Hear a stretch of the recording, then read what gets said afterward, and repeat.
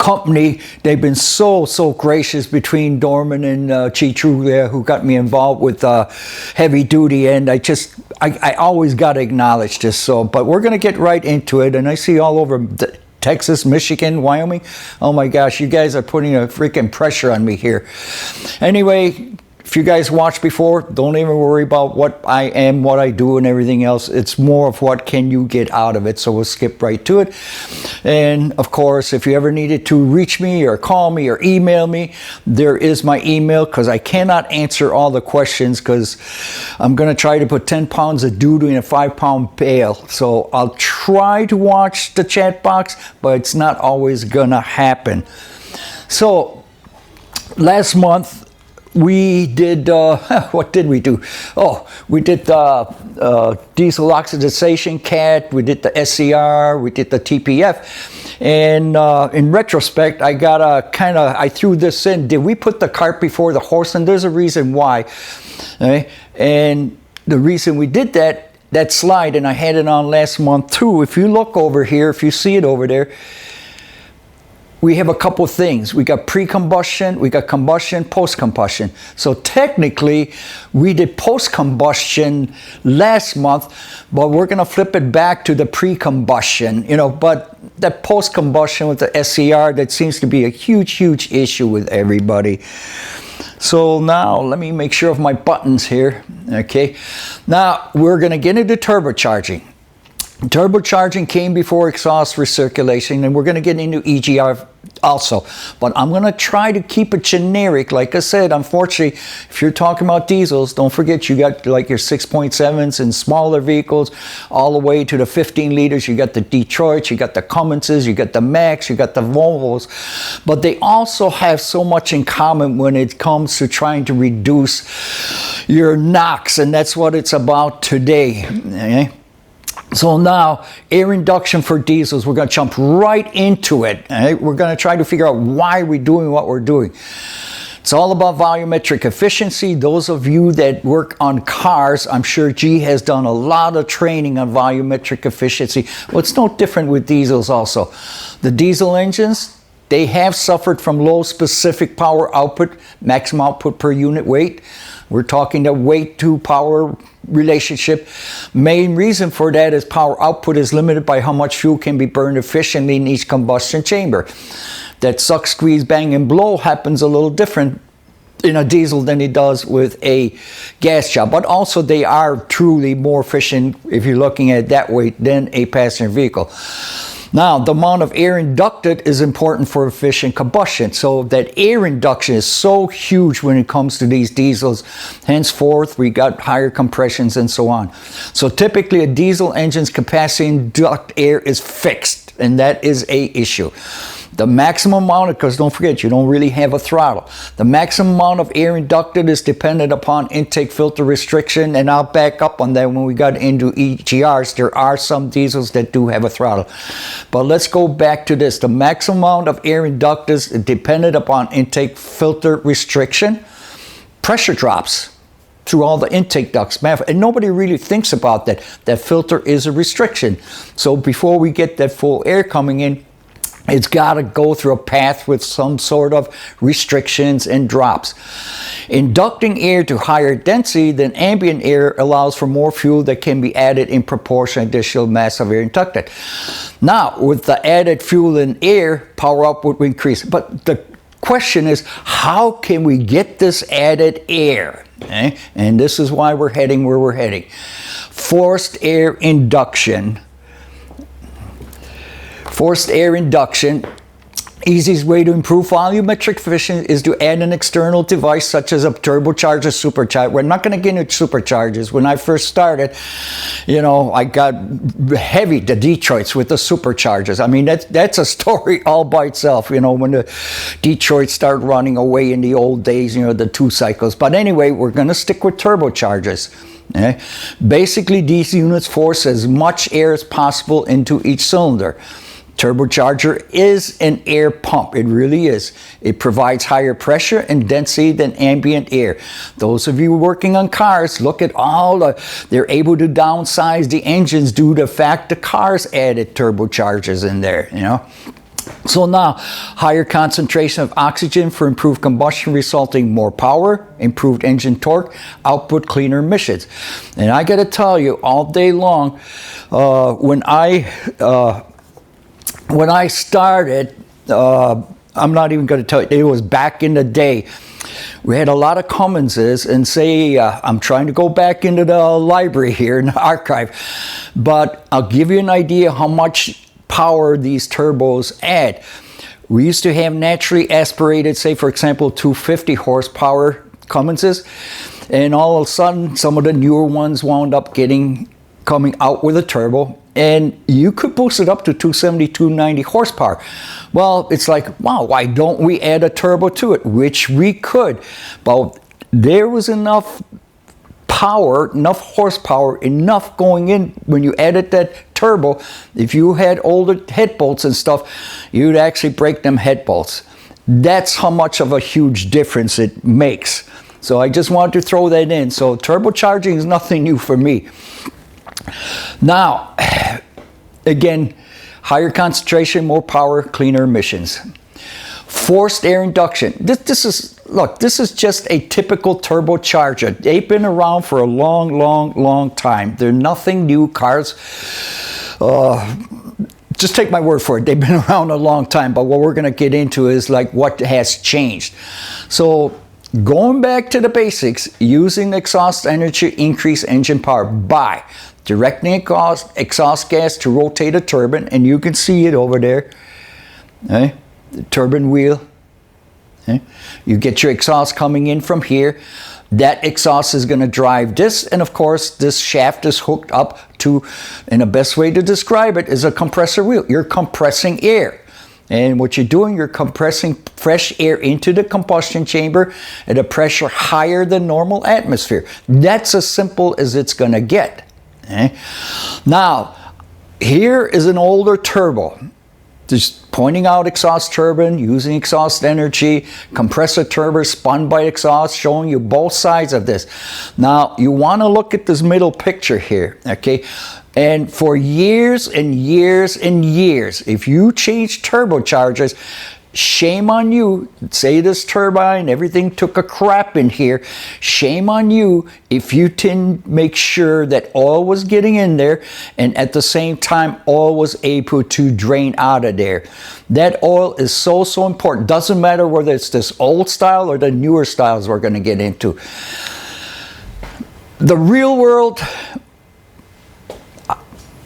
anybody, what happens in the real world? One of the reasons you're changing these turbines in is, if you look at this picture over here, look at these things here, okay? Look over here. There's a couple causes of this. Lack of oil, lack of clean oil. The shaft starts wearing because of a bearing. It's somewhat of a bearing. I'll get to that in a minute. And these tips start hitting over here. Or filtration. You got bad filtration. All you got to do is you reach in there, okay, when it's intact, you pull off, for example, the intake, reach in there, and that shaft will start playing and moving, and visually you'll see all these chippings over here, okay? Could this have been prevented? Absolutely. There's a lot of stuff. I mean, for years, you know, most of you guys have heard about the hot shutdowns, you know, because don't forget, these things are springing 150,000, 300,000. Guy comes in, boom, key goes off. Well, hell, when that engine isn't running, is it pumping oil? No. But is that turbine still spinning? So let me get to this one slide here. I decided to do this. Now I'm going to look over the handout. I hope everybody can hear this. I can hear it on my end. Can you guys hear it? Somebody say yes or no. I'll walk you through it if it. Try something. It's going to be by one-handed over here. Is the audio coming through? The fin is busted. I'm going to take that off. Thank you. Thanks, Juan. Bolts out. Of course, it's not going to come apart. No. There it is. Crystal clear. Okay. Beautiful. I wanted to show everybody this. Okay. Everybody thinks we have a bearing in here. Not so. If you notice, this is a bushing, kind of like a brass bushing, and I'll show you in a second. If you look at the oil passage over here, okay, the oil comes down in through there, and I'm gonna have to attempt to hold that other piece up, and whoops, sorry, but you see that little piece over here, right here, that fits in here, and it diverts the oil in there. But basically what happens is, I'll try to get a, you see these little grooves over there? Between the bushing and the oil. Okay, we're getting some mixed stuff here, but what you were following, those of you that couldn't hear no audio, I was trying to point out that bearing, it's kind of like a brass one that I'm spinning there right now. If you can't hear it, if we're getting mixed up over here, right there, it's not like you got roller and ball bearings, that's it. It kind of skims, there's a coating of oil skims, and that's the way it does it. We call it the floating shaft, okay? And that's the main reason I wanted to point out that oil is so important on that. Yeah. So if you guys didn't hear me, I was trying to point out the importance of having that oil. If you notice, those of you didn't hear me real fast, it's not like you got a roller bearing that you got oil in there, and or whatever the case may be. You're relying on that coating of oil between the shaft, between the bearing, and so on. So this is why it's so important to make sure you maintain your oil. But back to this 150 to 300,000 RPM. Oil is crucial. It really is. I cannot say that enough. Air in must be clean. Eh? So there's stupidly simple concepts. You know, we're not going to make rocket science of it. Worn, broken turbine tips, very common. Turbine shaft wear, again, the reasons I gave you reasons away. Allowing play between bushing, bearing, shaft, whatever way you want to look at in the housing. Shaft play allows the end of the tips to grind around the housing. And a lot of times a good dead giveaway too is you hear that. Of course, that sounded pretty good. How'd that sound, Bobby? Screech, you know. But basically, watch for those two actions while cranking. You know, again, make sure you're getting oil. Make sure it's draining out of there. Okay. And in honesty, it can verify possible root cause. Why did that turbo fail in the first place? Okay. And don't forget, that turbo is working in some extreme conditions, huge temperature differences between the hot exhaust turbine side and the cooler compressor side. And that's why you're paying so much for a turbocharger. Now, let's jump right into the charged air here. The charged air, due to compressing, tends to get hot. Anytime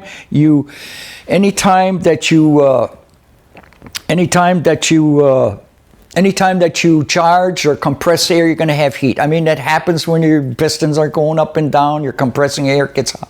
The same thing happens, you know, through that compressed air. So ideally, just like in a car, you want some real nice, good, cool air, a lot of density. So the easiest way to do it in these heavy-duty trucks is take that air, run it through an intercooler. Okay, they're basically like radiators minus the liquid coolant. You get that ambient air, of course it's compressed, you pull it in, pass it through those hollow tubes, and of course by cooling it, the effect is you have a better density of that charged air. Okay, and those of you know that work on this stuff, you know that is a problem area also quite often, because it ties in with everything, ties in with your turbo, ties in with your EGR. You got the turbo in there to get as much power as you can. If you're not getting the right power, right intake in, there you go. You got a lack of power, and then of course you're going to wind up trying to figure out, where am I getting that lack of power? And of course, a lot of times, first thing you guys do, or I do, let me get my better clicker here. Right there, all the tubes, that's the very first things I start checking, those tubes. They are prone to break, crack, clamps. Could be a since use and somebody worked on it last, okay? So again, this is failures. Now, looking for that failure, how do you determine? Don't forget, that's right in front over there, prone to get hit, prone to, I don't know, wherever anybody takes these vehicles, okay? one of the ways I've done it, you know, I've got several ways of doing it. I mean, there's the old good old smoke test, you know, just to see, are you getting smoke coming out? Ball floating. Those of you that work on evap, okay, you're very, very comfortable with that. Who cares where you're putting the smoke, you know? You got a leak, you got a leak. But I would like to sometimes get more pressure, so I have that. You know, I can't remember how much I paid for it years and years ago, but this is nice. You can put that in there. I put X amount of air in there, and I can see, you know, I can trap it. I can see, do I have any leaks, and so on and so on. So there's tools out there that can help you out with that stuff. Now, the types of turbochargers, the one we've been looking at so far is a fixed single flow turbine shaft. Had it around for years. No control over speed or boost pressure. Turbochargers matched to the engine with optimum turbo housing selected. So the manufacturer makes a determination, yeah, this is going to work. This is exactly what my engine needs. Worked well for years, okay? Then we wound up getting into the waste control using pressure from the turbo compressor, and you can see, you know, there's a few ways of doing it. You see the hose coming in here. So let's walk into this a little bit. So this Wastegate turbocharger, it's used to improve turbo and engine performance. Does utilize components to provide control over the exhaust gas, and that's exactly how it works. Bypass flow. Wastegate valve is mounted on an arm, passes through a bushing in a turbo. Got a welded crank assembly welded to that arm. It's controlled by either pneumatic or electric actuator. You saw the hose before. Pneumatic actuator may be powered by air pressure, vacuum controlled by a hose from a compressor outlet, or by control valve in a vehicle vacuum. And if you happen to have an electric one, it's an electric actuator. And of course, a lot of inputs are going to go in there. It's going to respond to commands from the vehicle's ECU, ECM, whatever you're comfortable with. The wastegate is used to control flow of exhaust gas to bypass the turbine wheel. That's all you're doing. At higher engine speed, the turbine housing approaches its maximum flow. Voila! Wastegate valve is going to open to allow some exhaust gas to bypass the turbine wheel and merge directly with the exhaust outlet flow. This will reduce the back pressure, and you want to keep stuff like back pressure in mind, because some of the slides will get a little bit more into it, allowing the engine to breathe freely for maximum power.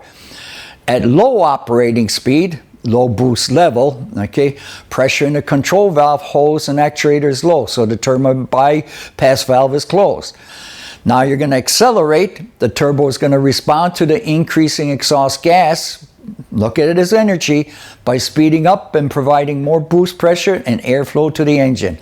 At a predetermined level, the actuator rod will move open the turbine bypass valve, During decel, the boost pressure from the turbo reducer and bypass valve close again. And look, I know I'm going very, very fast, and I saw some questions on handout and stuff. You will get handouts, okay? You can download the handouts, and that's the whole idea of handouts, is that at your leisure, you got something that you can actually digest, you know?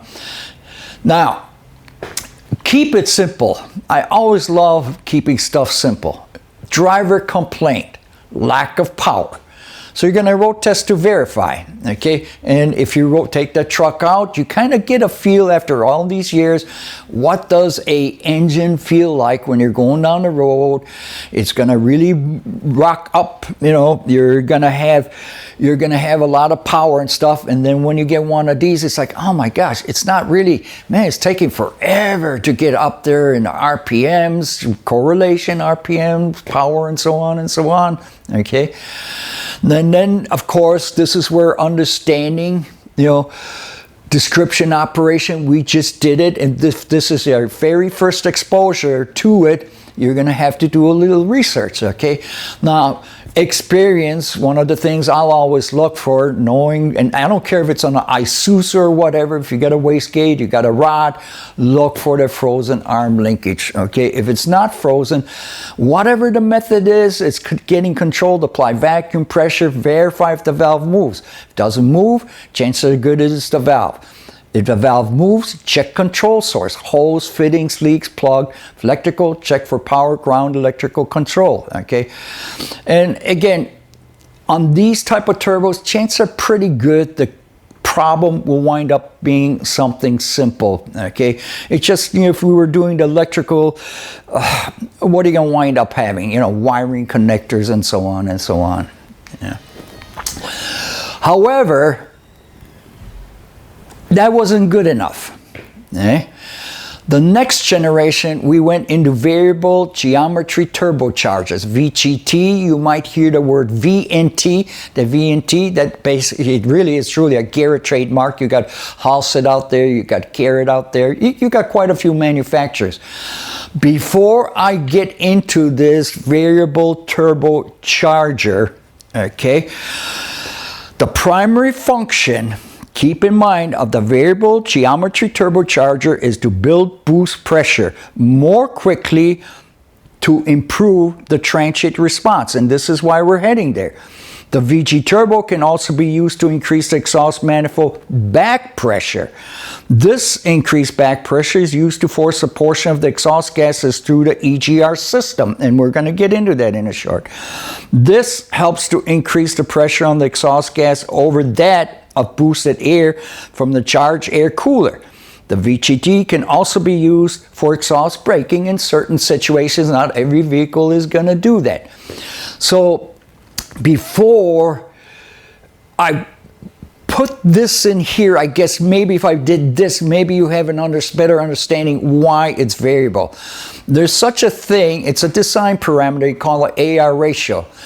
And basically, definition is it's defined as the smallest cross-sectional area of the passage leading to the turbine. So it's that little horn thing, okay? Wheel divided by the distance between the center of the area A and the center of the turbine or compressor wheel. And again, get your hand out, digest this in at your leisure. A small AR ratio increases the turbine rotational speed, resulting in a higher compressor speed. Okay, the result is greater air inducted by the compressor. Now, if you have a larger AR ratio, it's going to equate to a slower rotational speed of both the turbine and the compressor wheel. So speed, we can control this. Simplified, for greater boost, a smaller AR ratio is required. For lower boost, a greater AR ratio is used. Now, in a fixed turbocharger, you can't do anything about it. However, in a variable geometry turbocharger, you can change that AR ratio, and that's exactly what we're doing. So now, one problem is if the aspect ratio is too large, the turbo will most likely fail to create boost at low speeds. If the aspect ratio is too small, the engine will likely choke. You're going to have higher pumping loss at high speeds, lowering power output. How do we solve it? Again, this variable geometry turbocharger can alter geometry of the turbine housing as the engine accelerates. There it is. That's why I put that in there, just to hopefully everybody will have a better understanding what it's all about. So now, the most common designs, it's the variable nozzle turbine. The VNT is the one I mentioned from Garrett. Turbine vanes, there's vanes in there that are going to rotate in unison relative to its hub, thus varying its pitch and cross-sectional area. I think I'll have a picture of that. Now, the sliding wall, typically the VNTs, you'll find them a lot in medium-duty, lighter vehicles and so on. Now, you get into the bigger areas, you're going to have the sliding wall turbines. You know, Haas has been in the game forever and ever, Haas at Cummins. The vanes do not rotate. The effective width is changed, usually done by moving the turbine along its axis, retracting the vanes within the housing.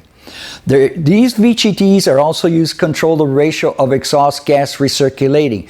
So for our heavy-duty vehicle engines, the turbocharger and the EGR works as a married unit. It's one needs the other, okay?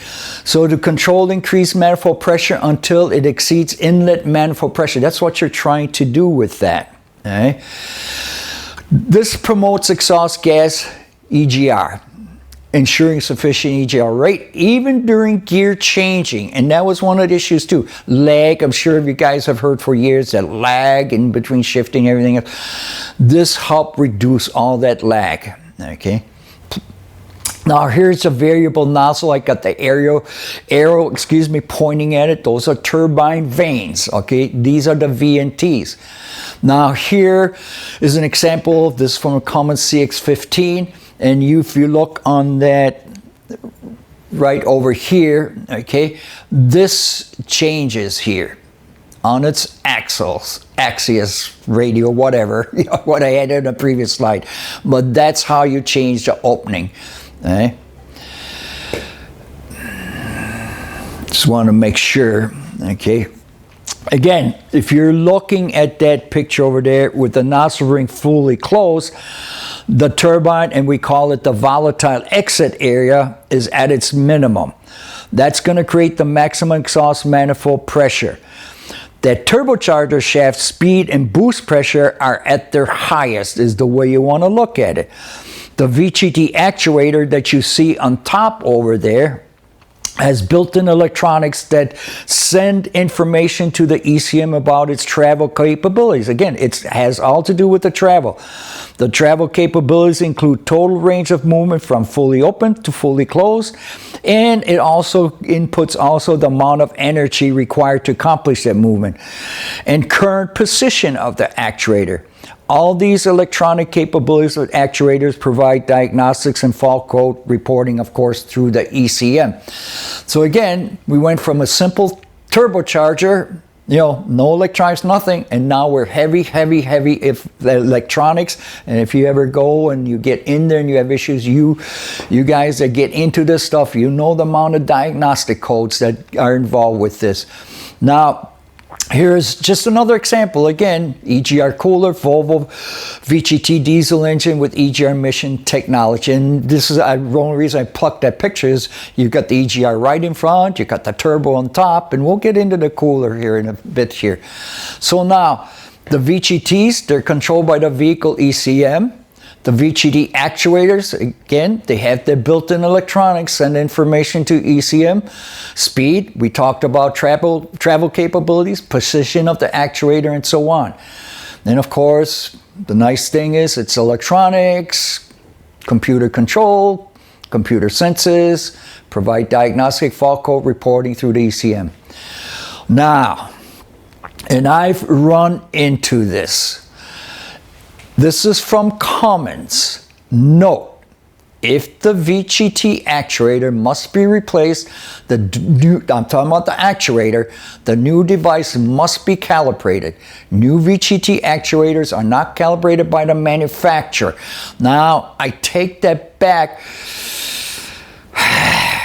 Some manufacturers aftermarket I've run across come pretty damn close if they observe all the rules. But not everybody does. Point being is you might get a turbo or actuator from other source besides wherever. There's so many sources out there.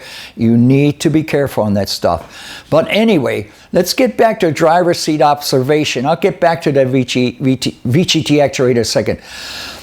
Driver's seat observation. Boost, now you're driving that vehicle. Boost can vary because the ECM senses ambient air temperature. Oh, really? And air pressure to optimize boost pressure for engine operating requirements. Yes. VGTs, and first time that I got new vehicles in quite a few years ago, I get that whistling sound. I'm saying, holy moly, is this turbo starting to grow? And is it going back? Man, remember I talked about that screeching inside the turbo? How about, maybe it sounds like a whistle, maybe an exhaust leak or something? Go to find out that it can be a normal engine operating condition. Usually when the ECM requests more exhaust heat for a generation of TPF is when you're going to see it. This is a normal condition, even though the whistle might sound like a boost leak. Okay? And again, you learn the hard way. Now, I pulled this from the Cummins, okay? Because again, I've had the problem. I'll tell you guys, I'm not here standing that I know everything.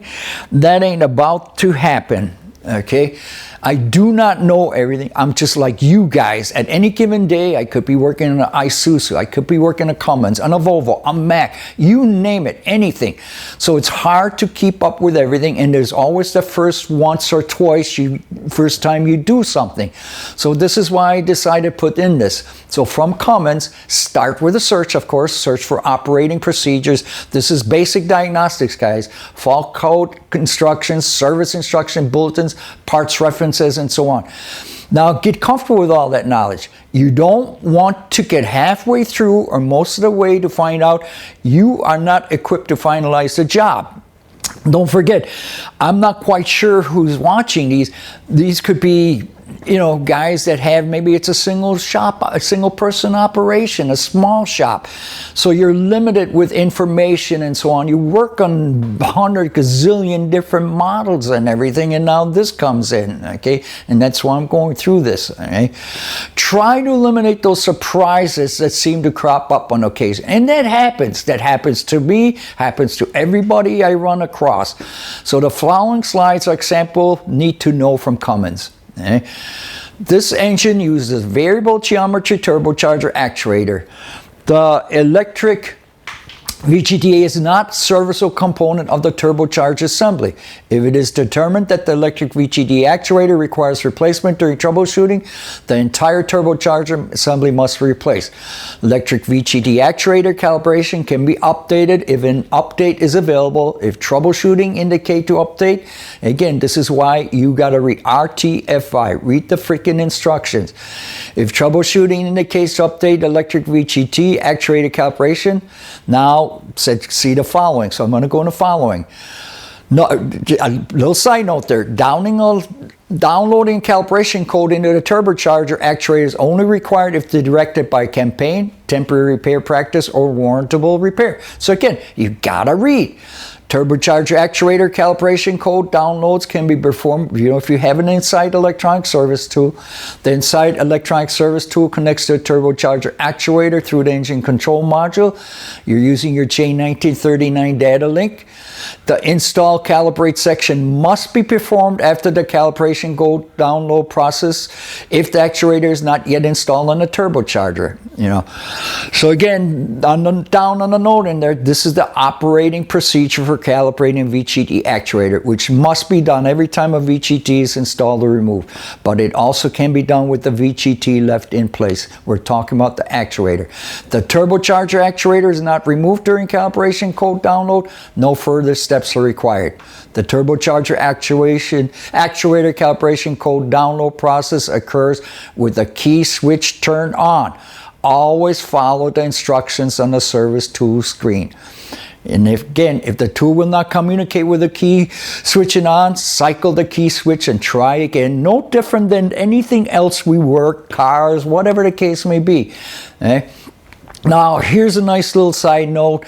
Although either the engine-mounted service tool connector or the vehicle-mounted service connector, you know, because Cummins has the other one by the engine, you know, got to reach in there and find it. It recommends that the engine-mounted service connector be used for software installation. So, again, you have this information. I know I'm going fast. I need to interject in here real fast. Just so you know, I do not have a list of who's watching these videos or not. In my experience, like if I do electrical, if I do brakes and all that stuff, a lot of companies send their guys in because this might be their first exposure. So I just want to remind, chances are pretty good.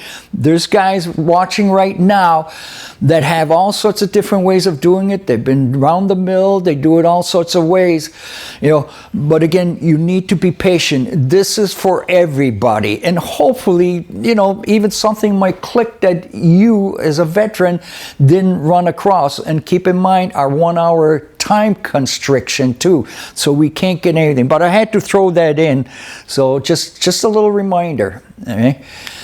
So now, temperature sensor. I did throw in a little bit on electrical here, okay? A lot of sensors are involved with these systems. I picked on the air temperature sensor. It's a thermistor, Those of you that have been working on vehicles all your life, thermistor, car, truck, does it really matter? They both have the similar type of sensors, okay? And of course, they picked on a air temperature sensor, you know. Sensor has many different names, whatever you want. Charge temperature sensor, manifold air temperature, temperature. This typical thermistor receives a 5-volt reference voltage for a set of what we call pull-up resistors inside the ECM. That sensor signal can vary from approximately 4.7 cold to 0.4 hot, okay? ECM provides a sensor ground. Can this kick a code? Absolutely. Here's the parameters. This is typical of, again, I'm going across the board here just so you guys know. Most will have a minimum maximum temperature operating range, okay? And again, I'm gonna rush here a little bit, but the nice thing about having a handout, go back to your handout and read this, okay? Don't forget that little note down there, make always, I don't care what you're working on, make sure you test to ensure sufficient voltage and ground. The very first thing you should be doing, okay? I included this just so this is what you see inside a computer. This is actually what a computer sees. It's where you see that little box with the 12 volts. There's a little comparator inside there, okay? In a pull-down circuit, the computer sends a voltage out through internal resistance, switch is open, computer sees the voltage. That's how the computer knows. When the input device switch closes, voltage sent to ground, voltage drop, okay, no voltage due to a voltage drop across internal resistance, the bottom.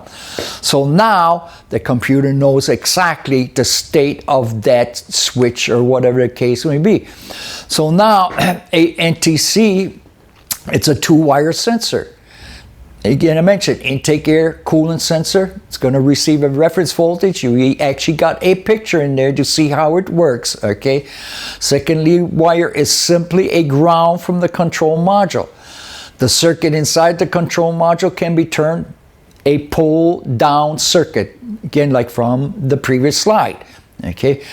The engine, whatever, okay, coolant temperature, intake air, whatever temperature sensor it is a negative temperature coefficient type, okay?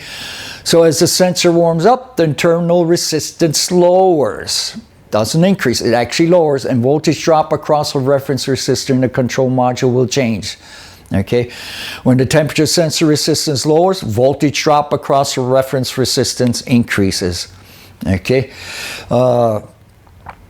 remember to disconnect your ELDs. There are there are 4 possibilities for open circuit. So you have it in there. I got to buzz through real fast, but it's yours. It's your handout. Slow it down, go through it, okay? It's well worth looking at these because the thing I want to get into is a little bit of a summary here. A 2-wire thermistor can be tested with the electronic scan tool and multimeter, okay? Basically, what you're doing, first the scan tool should display ambient temperature after the vehicle has sat overnight with the engine off, okay? Disconnect the sensor with a key on, and everybody, again, everybody's got their own different way. I'm just showing you, okay, a kind of generic, broad way of doing some diagnostics. Disconnect the sensor with the key on, engine off. The reading on your scan tool meter will indicate a value that is equivalent to a high voltage reading, low temperature. That indicates, believe it or not, a reference voltage is available. If not, look for a ground fault in the signal, grounded signal wire, low resistance pulls the reference voltage down. You go back to the previous slides. If a ground fault cannot be found in the signal wire, check for reference voltage at the PCM. When checking for reference voltage, it can prove beneficial to remove the signal wire from the PCM connector. This will prevent a grounded circuit, that signal wire, that may have been missed in a previous test from influencing this check. You know, it's kind of like you're going the wrong direction, okay? If the scan tool meter indicates a value that is equivalent to a high voltage reading, ground circuit needs to be checked next. Using a suitable jumper wire, connect the signal wire to ground wire at the connector with the key on, engine off. The reading on your scan tool meter will indicate a value that is equivalent to a low voltage reading. This will indicate that a good ground is available.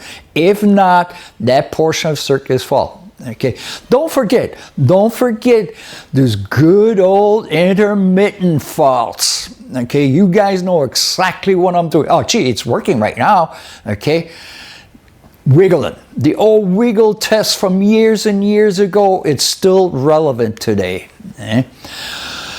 So here, let's jump into actual fault code. Turbocharger turbine intake temperature, voltage above normal. That means high signal voltage is detected at the turbocharger intake. Engine performance may be reduced. Now, manufacturers spend a lot of money to protect those engines. Engine protection is not available for the engine turbocharger turbine intake temperature. Somewhat. Okay? So if you go in the next component description, this temperature sensor is a variable resistor sensor used to measure temperature. We already went through that of the exhaust entering turbocharger's turbine. The ECM determines the temperature of the exhaust entering by supplying a 5-volt reference to the intake temperature signal circuit, and then monitors the change in voltage caused by the change in resistance of sensor. When the engine is started, the diagnostic runs continuously after a 2-minute warm-up period. What's the conditions for setting the fault code? The turbocharger turbine intake temperature signal voltage higher than 4.95 volts for more than 1 second. And of course, who detected? It was the ECM. So what action is the ECM going to take? When the diagnostic runs and fails, the ECM turns on the amber check engine light, malfunction, or both, okay? This is how it protects it. A default value is used for the engine turbocharger turbine intake temperature, and engine protection is disabled for the turbocharger intake temperature. So by using the default, okay, it's their strategy for engine protection. And of course, clearing it, you got to repair the fault, you know, and there's the conditions that you want, you know, just like anything you do with OBD2, okay? Now, continuation, ignition off, unplug the turbo intake temp sensor connected to the engine wiring, check for damaged pins, connectors. Everything you should be doing. Connect the jumper from signal pin, intake temp, return pin of the turbine, sensor at the connector of the engine wiring, turn it on. Connect the scan tool, wait approximately 2 minutes, check for fault codes. And again, if the fault code 2642 became active, turbine intake temperature sensor is faulty. If no fault code 2642, repeat the above steps, but this time connect the jumper wire from the signal pin of the turbo intake and so on. Okay. If no fault code 2642 is in there, the recommendation is possible ECM fault. And of course, that's going to lead you to check the ECM calibration and update. If a turbo fails, okay, you really need to ask yourself, why did it fail? Possible causes: blocked crankcase filter causing excessive pressure, pushing oil out, excuse me, I forgot the T over there, of the turbo, hot shutdowns, I already mentioned it, oil contamination, carbon buildup in the engine. Look, preventive maintenance is all day long the key to sustain the life of these turbos. Timely oil changes, using correct oils, clean and replace DPF filters. Guys, we're back to the preventive maintenance, okay? It is a key and it's crucial for everything we do. Okay? Now we're going to jump into the EGR real fast.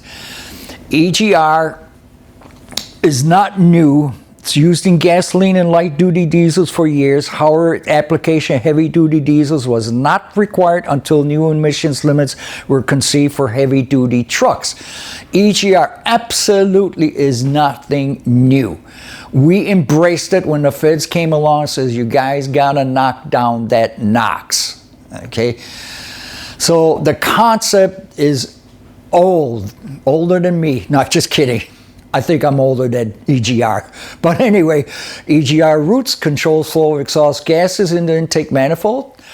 It's going to directly affect the combustion In some ways, it is counterproductive. It was that way for cars. Recirculating of exhaust gases should occur only when conditions are right, such as steady state while the vehicle is under moderate load.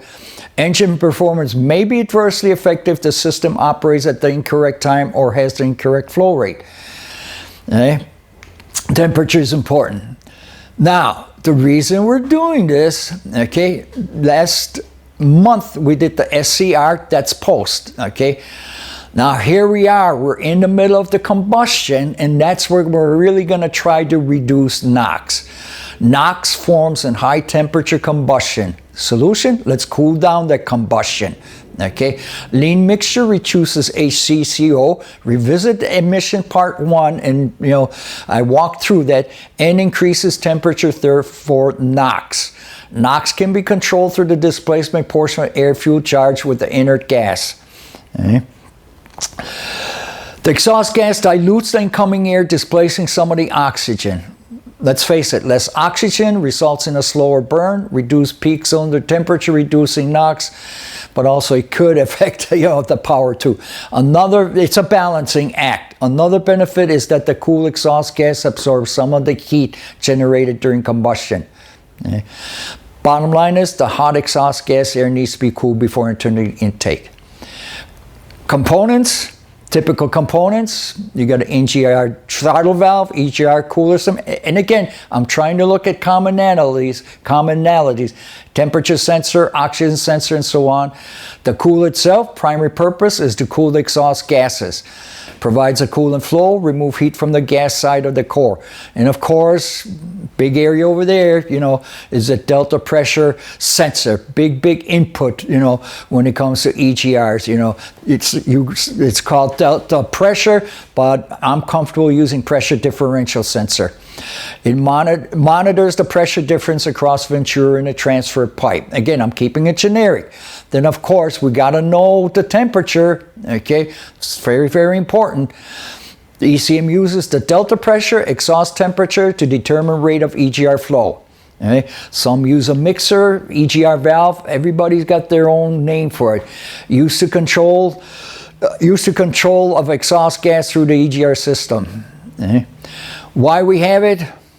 Okay, not going to spend much time. Regulations. EGR coolers, do they have a failure rate? Yep, they most certainly do. And this is like, I'm throwing a plug for Dorman products here. Okay, they have a bunch of them. If you ever get in a jam, you can't get any. And they try to improve on a lot of the stuff. So the failure mode, because don't forget, these coolers, they're all someplace along the line, different manufacturers, they supply the OEMs and so on. But anyway, I'm not even going to get into it.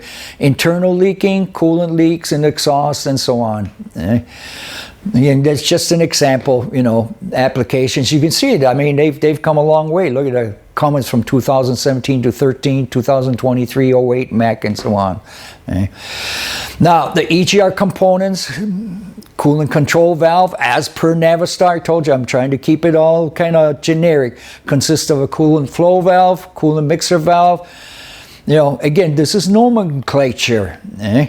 Low pressure charge air cooler, coolant mixer valve, controls the amount of coolant passes through there. Cummins uses a mass measurement flow assembly. The next set of slides, I'm going to do a walkthrough real fast. It's going to be a generic one, how that flow occurs.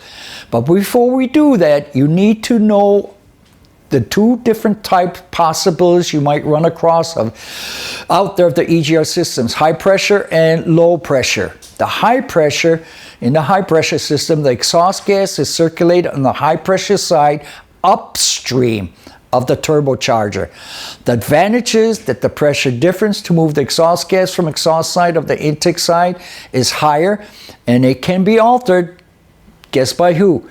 At the turbocharger by using wastegate, and of course we walk through the VGT. Another advantage is having a short EGR section for quick filling, emptying, faster response time. Another advantage is the intercooler and the turbocharger compressor are not fouled by exhaust gas because the recirculated exhaust gas is not mixed with fresh air until downstream. Drawback? Yep, greater demands are placed on the EGR cooler on the high pressure side due to higher pressure and temperature, so there are drawbacks. Now, this is just a sample of, this is a DD15. If you got it in your hand house, okay, you got your cooler there, you got your turbo, okay, and of course you got partial exhaust. You see that air, EGR hot pipe, high pressure system pipe runs from the exhaust manifold to the EGR. So I mean, this is high pressure, we're going right in there, okay, and if you pay attention and you go back again and you look at it, you will see what makes this a high pressure. Okay, here's a recirculating exhaust gas intake from the intercooler. So hopefully I was trying to paint a picture of how everything fits together. Here's your cooling connector, there's your mixer pipe, here's your EGR Ventura, and again, there's a DD13. Everybody's got some different names for this stuff. Here's a Cummins CX15, here's your EGR crossover tube. Okay, you got your exhaust and everything's mixing in with your intake. There's your EGR valve. So I picked on a Cummins 6.7. This intake throttle actuator is used on mid-range engines, provide better air control. So intake throttle there. It acts as an EGR assist to reduce pumping losses to EGR flow, exhaust restriction. It's going to allow for greater optimization of engine timing. And that was very important too, by the way, to reduce the NOx.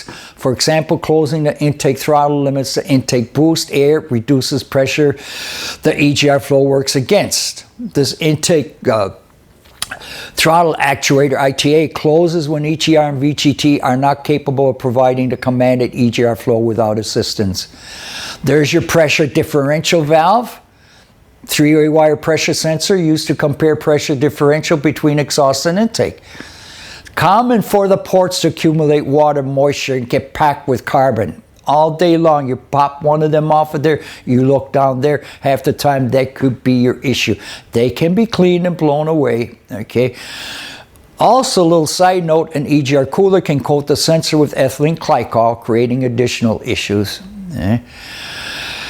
Keep it simple, checking calibration. Engine needs to be under load, stall, back probe the sensor, measure voltage signal return, confirm there's 5-volt reference, always confirm everything. Confirm calibration by comparing voltage drop measurement with known good values for actual pressure. Possible intake codes, there they are. All I want to show you here was on this slide, there are tons of codes for this. Here's a Cummins exhaust crossover tube, EGR valve, intake throttle. I'll get to that in a minute. Now, the low pressure EGR. The difference between a high pressure and low pressure is exhaust gas for recirculation is routed only downstream of the turbine through the EGR cooler mixes with inductive fresh air upstream. The exhaust gas, believe it or not, passes through the diesel particulate before it arrives at the EGR cooler.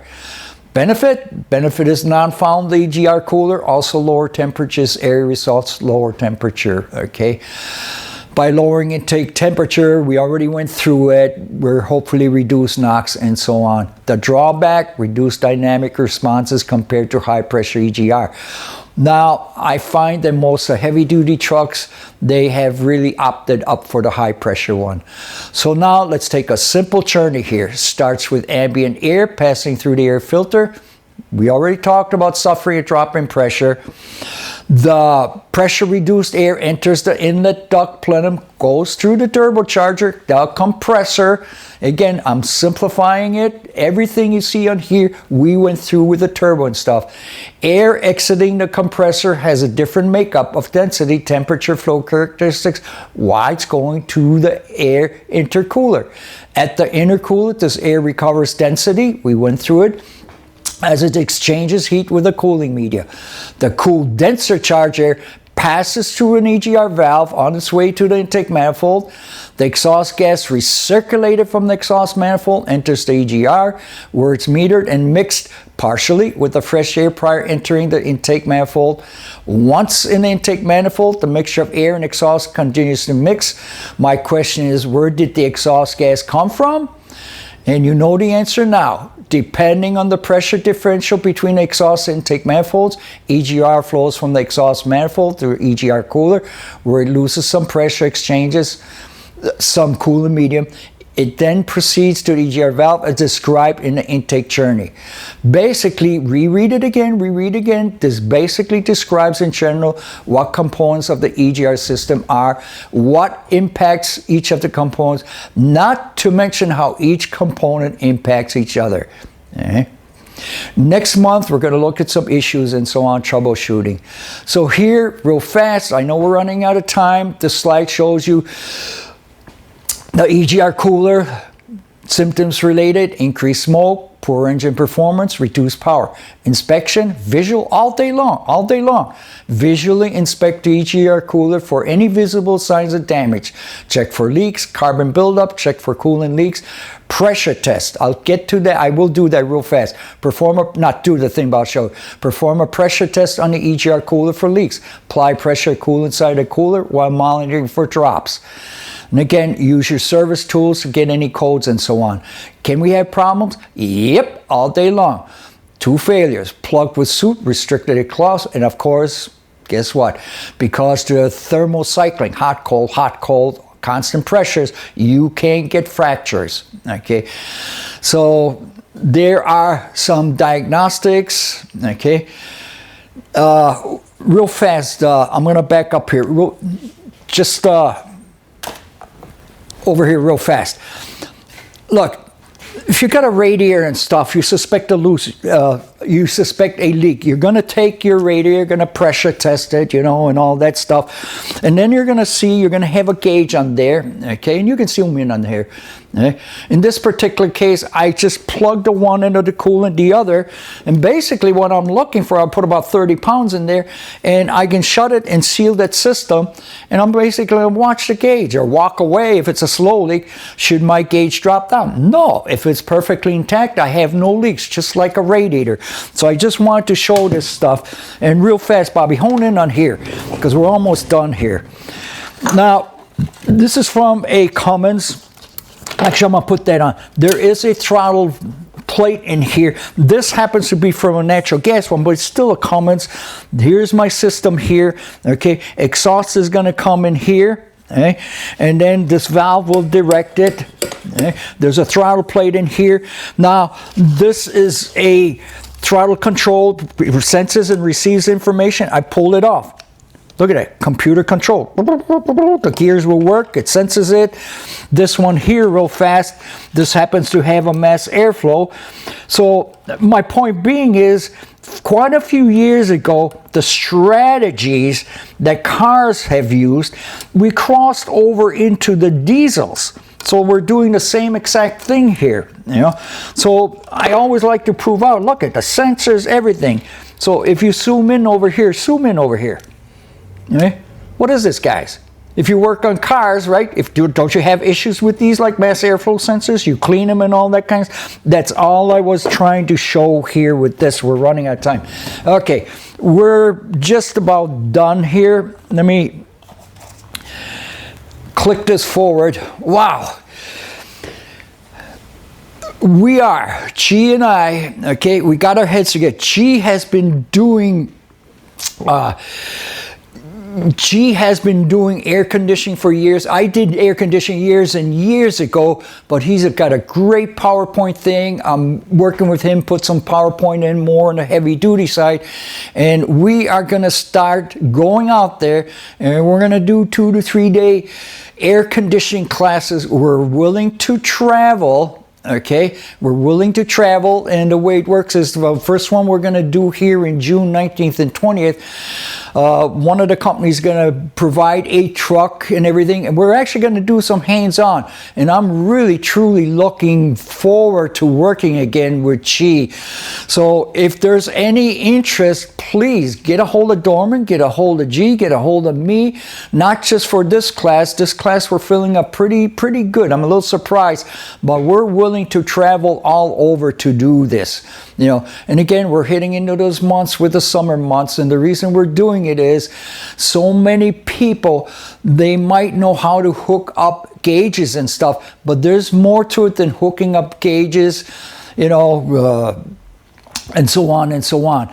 We want to make sure in our class that you are absolutely savvy what to look for, how to diagnose. Okay? So now, the other thing is, I know we're running late. Again, it's going to be posted. Do me a favor, okay? Take your cameras or whatever. Do this QR and then just take a quick survey. And I really, really would appreciate that. I mean, you know, if we can do things better, that's what the surveys are about. So, guys, thank you very, very much. And I'm sorry I didn't get to see the responses on the chats, but hopefully, you know, all the regular guys are coming back. Thank you. We cut it off. We can cut it off anytime you want, I guess. Again, I'm watching a chat box before they shut me off. Thank you. Thank you, guys. Yep. Beautiful. Thank you, Swede. No. I'm just going to let it go so you can see the... Yeah, no, that's nice. I see, I'm finally able to see that. Is the AC class full? Not yet. We're getting close, but it's not full. Plenty of time yet. Go for it. You know. Yesterday, I think. Yeah, and I think the flyer is out too, Doreen, or it will be out, or they can go on. Dorman. An email was sent out. Yep. I'm not sure. Yeah.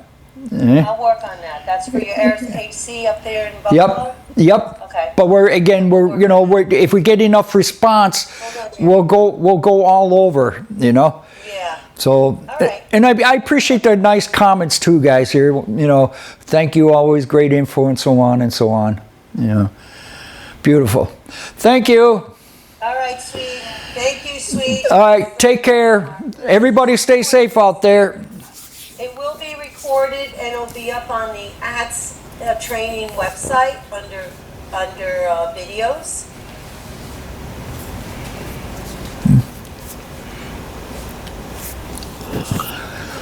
Wow. Handout will be there as well. Give it a little time, maybe a day or so, where they could have to edit the recording. Yeah, that's fine. Right, thanks everybody for joining us, and Swede, thank you. No, thank you. Thank you for allowing me to do this. All right. All right. Take care, guys. I'm going to shut the recorder off now.